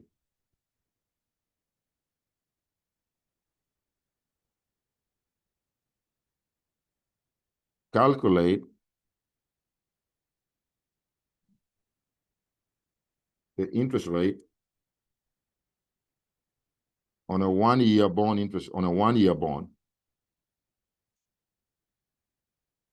expected 1 year from today.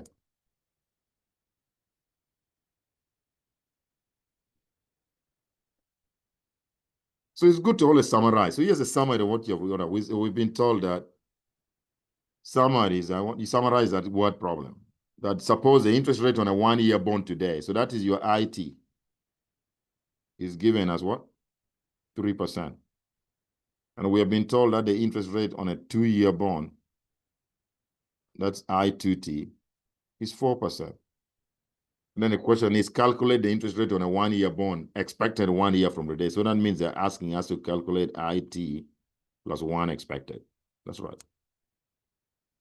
So you're gonna just invoke the formula for what? To solve the interest rate on a 1-year bond expected 1 year from today. Just write the formula for expectation theory on calculating a 2-year bond interest rate.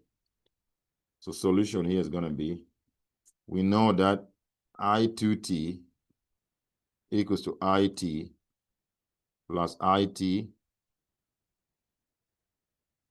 plus 1 expected divided by 2. Then substitute the unknown, the known values, and solve for the unknown. So the I2T has been given as what? 4%. And IT is 3%. So you substitute here, so that's going to be, this is 4% equals to, this is 3% plus IT plus 1 expected divided by 2. And then you're going to cross multiply. If you cross multiply, you're going to get 8% must equal to 3% plus IT plus 1 expected. And then subtract 3% from both sides. So if you subtract 3% from both sides, that means therefore IT plus 1 expected is going to be 5%. It's very easy. Okay. So that is expectation theory.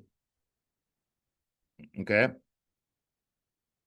I'm gonna so the expectation theory, what explains why the term structure of interest rate changes at different times. Because when you look at the formula, you know, we're trying to develop this theory to explain the 3 facts about interest rate on bonds that I mentioned earlier. When you look at the formula itself in general, what's the fact 1 about interest rate on bonds? It says that bonds of different maturities move together. So that means, okay, so because if INT is a longer term maturity bonds, so if the 1 year, which is a short-term bond interest rates are rising, these guys are bigger. That means the average is going to be higher. It's going to drive up the long-term rate. So they move together. So that means if the short-term bond interest rates are falling, the IT plus 1 expected, IT plus 2 expected are falling, chances are that the average of those falling interest rate will be what? Will be low, will also go down. The average is going to be the interest rate for the long-term bond. So that explains fact number 1, why interest rates move together. Interest rate on bonds of different maturities move together. It can also explain fact number 2. Fact 2 says that when the short-term interest rate is low, the yield curve is most likely going to be what? Upward sloping. So if these guys are relatively low, sometimes it can be a mix of low and high. You know, one of them could be, you know, the yield curve is most likely the long-term interest rate is going to be higher than the what? Any particular one-term short-term interest rate which might be low. So you're gonna a possibility that it's gonna be upward sloping. Or it could be that if the yield curve, if these things are really high, maybe 1 or 2 of these short-term bond interest rates are high, you know, the long-term bond rates can actually be lower than those high short-term interest rates. So the yield curve can be what? Could be inverted. Okay. So that means the expectation theory explained the first 2 facts about the what? About interest rate on bonds. But what the expectation theory cannot explain is the fact that what? Cannot explain why yield curves usually slope upward, which is fact number 3. It cannot. So I'm going to take a small break here. The whatever remains is going to take us only about 30-40 minutes of class or even less. So I'll take a small break. Then I'm going to do another recording on this chapter, which is we're going to talk about the other theories, the segmented market theory, which is a critique of the expectation theory. One other limitation that you can also see clearly for the expectation theory, it assumes that as long as the return on these bonds are equal, the return on a 2-year bond and a 5-year bond or a 30-year bond is the same, investors are going to treat those bonds as perfect substitutes, those 3 types of bonds as perfect substitutes, which is not the case. Some investors in the marketplace tend to love short-term bond markets. Some love investing in long-term bond markets. So the notion that as long as the return on bonds of different maturities are the same, investors are going to treat those bonds as perfect substitutes might not be true in reality. Okay?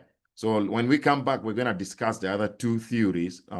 The second one, which I'm going to be talking about, actually is just a critique of the expectation theory. There's no math.